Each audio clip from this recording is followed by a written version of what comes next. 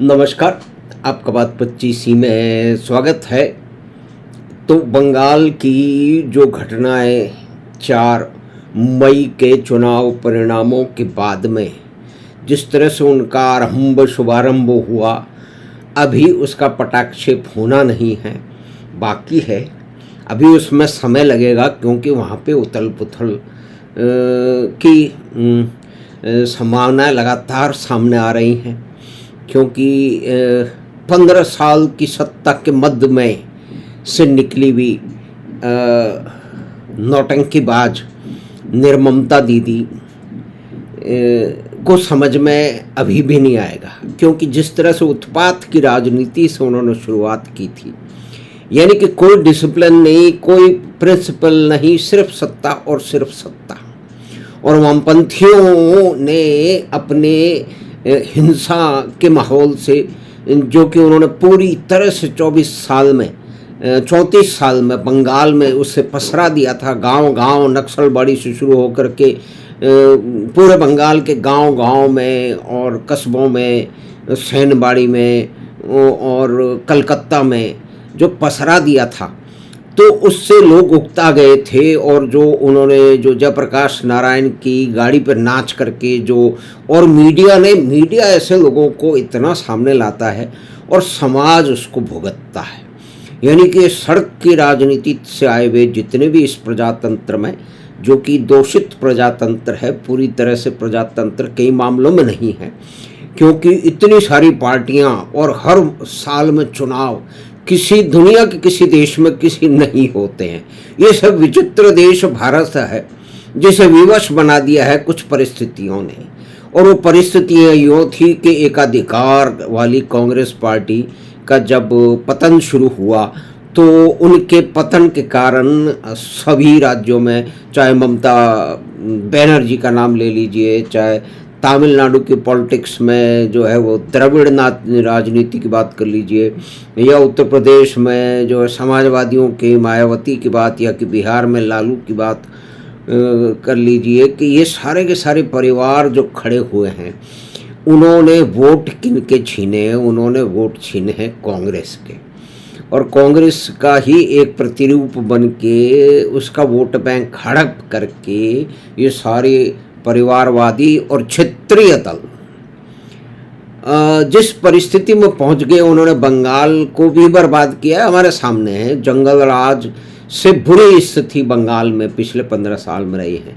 वामपंथियों ने जो हिंसा और अराजकता का नासूर, जो समाज को तोड़ने का और उद्यमियों को भगाने का जो 34 वर्ष में वामपंथियों ने स्थापित किया, उसको आगे ले गई परिवर्तन के नाम पे आई हुई ममता दीदी। क्योंकि ममता दीदी भी इस अराजक राजनीति का ही एक चेहरा है, उसी का प्रोडक्ट है, उसी का बाई प्रोडक्ट है। जब सीपीएम की सरकार जो है वो बांग्लादेशियों को ला रही थी, उससे पहले सीपीएम ने कोई ये आविष्कार थोड़ी किया था। ये तो गनी खान छिदरी और जो है वो मालदा वगैरह में बहुत पहले से, यानी कि आज़ादी के तुरंत बाद ही आरंभ हो चुका था ये गोरख धंधा, कि बांग्लादेश से वोटर लाओ, उनकी जनसंख्या बढ़ाओ, और वोट बैंक का तो एक जो कॉन्सेप्ट है वो है। तो ये जो सड़क की राजनीति से उठे हुए नेता हैं, जिन्हें हमारे मीडिया ने और विकल्प ना होने की परिस्थिति में वो लोग सत्ता की सीढ़ियों पर बैठ करके और उन्होंने पूरा का पूरा जो तंत्र है उसे नष्ट कर दिया। चाहे बिहार की बात हो, चाहे उत्तर प्रदेश में क्या समाज, भेड़ियों के समय में क्या था, लोग बच्चियों को पढ़ने स्कूल नहीं भेजते थे, और जो थोड़े संपन्न लोग थे या जिनके बाहर के लोग, वो अपने उत्तर प्रदेश से बाहर अपनी बच्चियों को पढ़ने के लिए भेजते थे। बिहार के इतने सारे विद्यार्थी जयपुर में क्यों हैं और बाहर की जगह क्यों हैं, उसका भी कारण यही है, यही अराजकता और पूरे तंत्र को जंग लगा के, हर तरह का जंग लगा के, हर तरह का एसिड डाल करके ख़त्म कर देना, सिर्फ अपनी सत्ता के लालच में। तो यही तो निर्ममता दीदी ने कहा।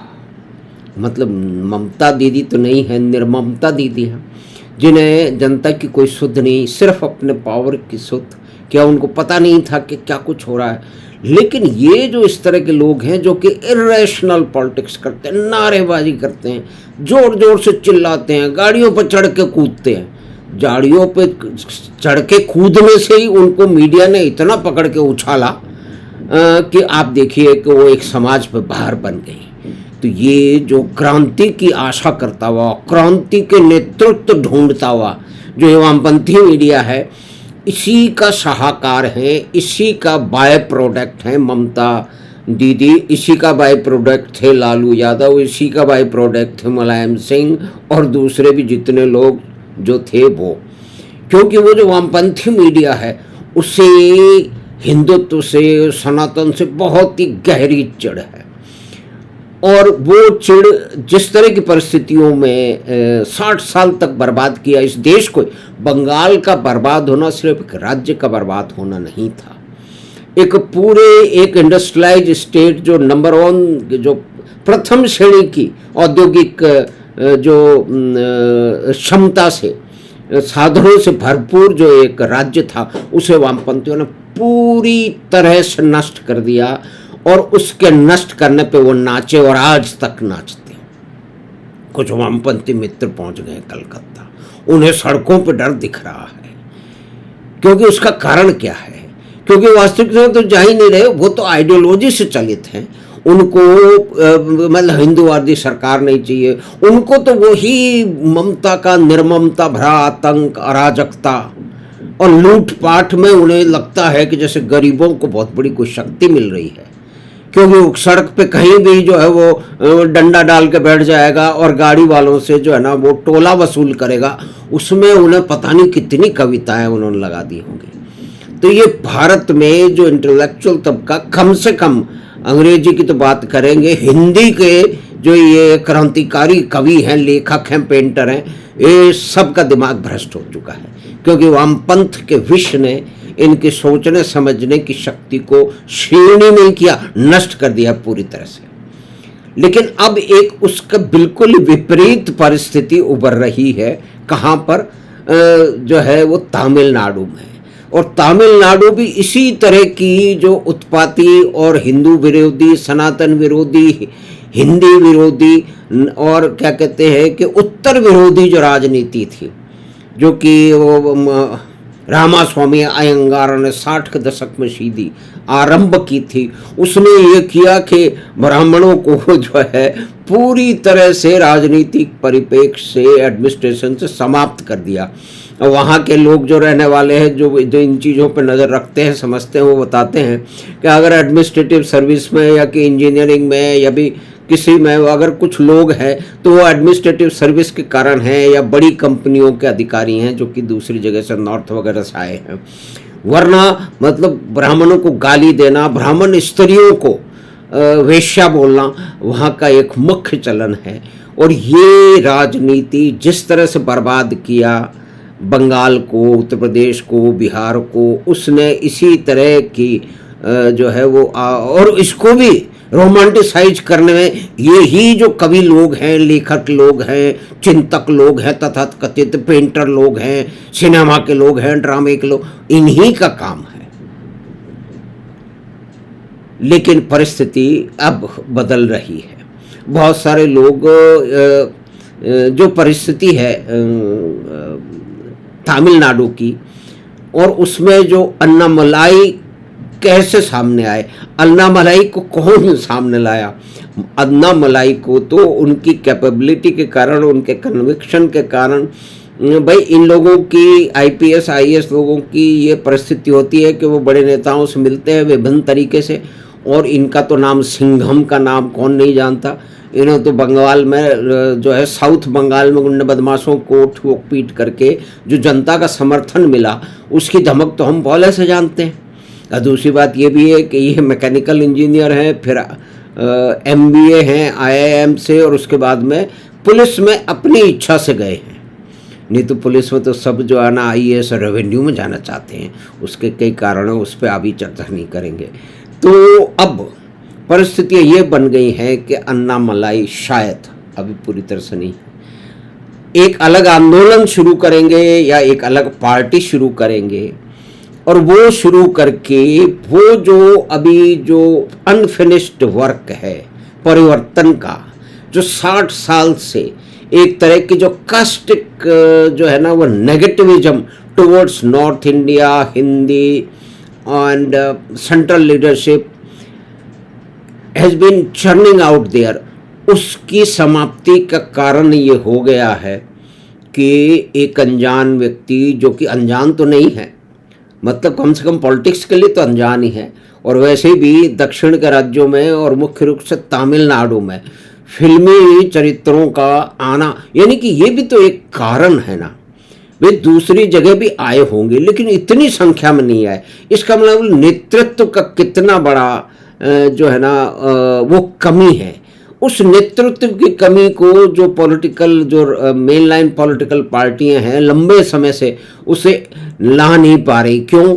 क्योंकि वो पार्टियां जो परिवारवादी पार्टियां हैं, टैलेंट की वहाँ पे पूछ नहीं होती, एक परिवारवादी की पार्टी है। तो ये जो डीएमके की दोनों पार्टी, ये भी परिवारवादी पार्टी है भाई। जयललिता थी जब तक थी, और उन्होंने सारे काम वो ही किए, और एक जो महाभ्रष्टाचार, अब कम से कम ये परिवर्तन जो जरूर है तमिलनाडु में कि जो डर का माहौल दीदी ने और वामपंथियों ने जो कलकत्ता में और बंगाल में स्थापित किया लंबे समय से, 60 के दशक से, यानी कि 40 साल, वो मतलब आप देखिए कि कम से कम 60 साल से ऊपर तक वो यहाँ नहीं था। यहाँ ये बात है कि भाई सोना दिया जाता है, टेलीविज़न दिया जाता है, वोटर्स को लुभाने के लिए पैसे दिए जाते हैं।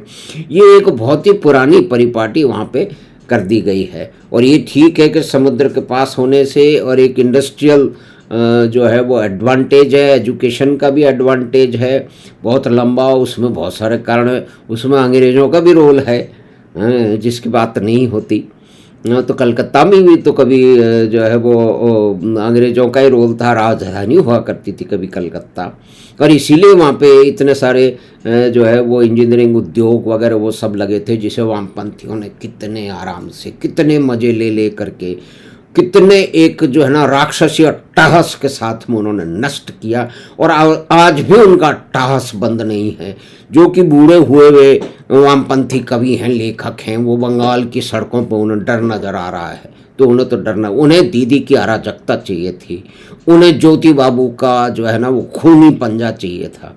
ये ज्योति बाबू वही हैं, भद्र पुरुष हैं, जो कि जीते तो इलेक्शन जो है वो 1977 में, और उसके अंदर भी उनकी खुद की भी भूमिका थी, नक्सलवाड़ी की भूमिका थी।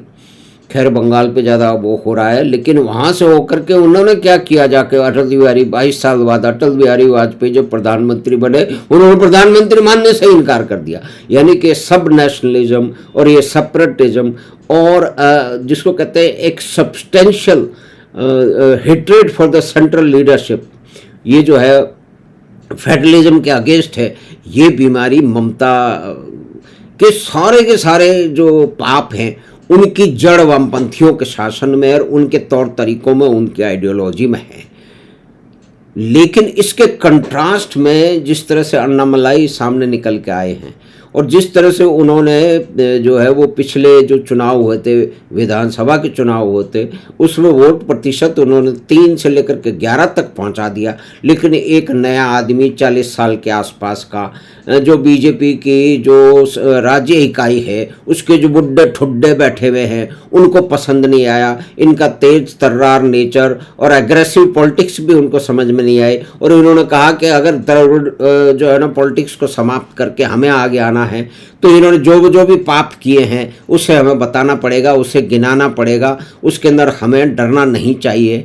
लेकिन कारण कोई भी हो, सेंट्रल लीडरशिप ने माना नहीं, और फिर उन्होंने अध्यक्ष पद से वो समय रहते हुए अलग हो गए। ना तो उन्हें निकाला गया, ना उन्हें रिजाइन किया। जो भी बहुत सारे लोग ये इस तरह की बातें करते हैं, लेकिन उनका समय समाप्त हो गया, दोबारा चुनाव में वो गए नहीं।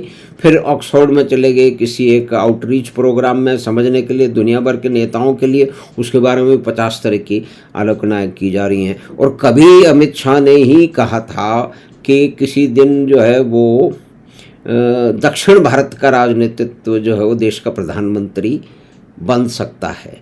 तो वो किसको देख के किया होगा? लोगों ने इसका एक सीधा सीधा अर्थ लगाया कि शायद नरेंद्र मोदी तमिलनाडु में कहीं चुनाव लड़ लेंगे और इसलिए ये कहा जा रहा है। लेकिन ये क्यों कहा जा रहा था, इसकी पूरी तरह से तो समीक्षा हम नहीं कर सकते हैं, लेकिन ये भी कहा जा रहा था कि वो इनके ले जाया जा रहा है। और हमने भी इसकी बात की थी और बहुत सारे मित्रों ने की है, बहुत सारे इसके जो बड़े जाने माने जो विशेषज्ञ हैं इस पे कमेंटेटर हैं, उन्होंने भी की है कि इनको सेंटर में जाएंगे और वहाँ पे जाके ये कुछ ऐसा धूम धड़ाका करेंगे कि जो द्रविडियन पॉलिटिक्स है उसको लेकिन अभी जो चुनाव हैं उन्होंने पूरा पूरा परिप्रेक्ष्य बदल दिया। तो सबसे वीकेस्ट, सबसे कमज़ोर स्थिति में द्रविडियन पॉलिटिक्स पहुंच गई है, क्योंकि एक सिनेमा स्टार को लोगों ने विकल्प मान के चला। तो ये अब आशा की जा रही है कि जो बिना आइडियोलॉजी की और एक सिनेमाई करिश्मे पे आधारित जो नेतृत्व है, जो सरकार है, जिसके पास पूरे वोट भी नहीं है, वो एक ढुलमुल सरकार है, वो एक कमज़ोर सरकार है। वो कब तक चलेगी या नहीं चलेगी, हम ये मान लेते हैं कि वो पूरे 5 साल चलेगी या जल्दी भी जा सकती है, क्योंकि कंट्राडिक्शन बहुत सारे हैं। और तमिलनाडु में जब अन्नामलाई अपना एक नया आउटफिट शुरू करेंगे या एक आंदोलन चलाएंगे या हो सकता है एक नई पार्टी भी शुरू करें, जिसकी बात हो रही है, तो उसके कारण जो वहाँ पे एक घर्षण होगा, बहुत सारा फ्रिक्शन क्रिएट होगा और उसके अंदर ये पूरी कोशिश करेंगे कि अब उनके ऊपर जो बीजेपी के राज्य इकाई के बुड्ढे ठुड्डे हैं उनकी जो है वो नहीं चलेगी। अब ये स्वतंत्र होके जो इन्होंने नैरेटिव क्रिएट करना है, और आज भी और ये कहते नहीं मिलते हैं कि इनको राजनीति में आने वाले तो नरेंद्र मोदी और अमित शाह ही हैं। और किसी भी पार्टी में इतना विलक्षण, इतना नेतृत्व की क्षमता रखने वाला, इतने समझदारी से बात करने वाला, हर विषय पे बात करने वाला एक टेक्नोक्रेट, एक able administrator, policeman come politician and very very articulate person किसी भी पार्टी के पास में नहीं है। नए नेतृत्व में 40 साल के आसपास तो है ही नहीं। तो जो पूजा करते हैं परिवारवादी पार्टियों की, वो तो नहीं समझेंगे, क्योंकि उनको तो परिवार की पूजा करनी है, क्योंकि देश के अंदर ये देश की एक त्रासदी रही है, एक कमजोरी रही है कि परिवारवादी पार्टियों के दड़वा चलते हुए ही उसी को प्रजातंत्र मान लिया गया, क्योंकि वो इलेक्शन लड़ते हैं। भाई जनता के पास ऑप्शन नहीं है, भाई जनता के पास ऑप्शन आया वामपंथियों के बाद में तो जो है वो आ गई ममता दीदी। ममता दीदी ने उनसे भी बड़ा तांडव किया, उनको 15 साल तक झेला बंगालियों ने हैं। और वहाँ पे एक था कि बंगाल के पढ़े लिखे लोग हैं, पढ़े लिखे लोग बीजेपी को वोट नहीं देते हैं। ये नैरेटिव देखिए, इस तरह के जुमले गढ़ने में वामपंथियों के और उनके साथियों को बड़ी महारत हासिल है, और यही बात कही जा रही है। अब केरल पर बात करेंगे। केरल का जो है ना, वो रवीश कुमार कहता है केरल को तो, केरल के वित्त मंत्री को देश का वित्त मंत्री बनाना चाहिए, बल्कि देश के जो है ना उसमें केरल के लोग। अब वो पता है कि पूरी की पूरी तरह से दिवालिया हो चुका है, उसके भी कारण अलग हैं। तो ये कि नैरेटिव है वास्तविकताओं से दूर जाके। लेकिन यहाँ बंगाल और उसके अंदर कंपेयर करना यूँ जरूरी है कि ये उत्पाती राजनीति से नहीं आए, बहुत ही सौम्य व्यक्ति हैं, किसी भी चीज़ के प्रश्न देने से भागते नहीं हैं, पूरे प्रश्न को अच्छी तरह से सामने वाले को समझा देते हैं।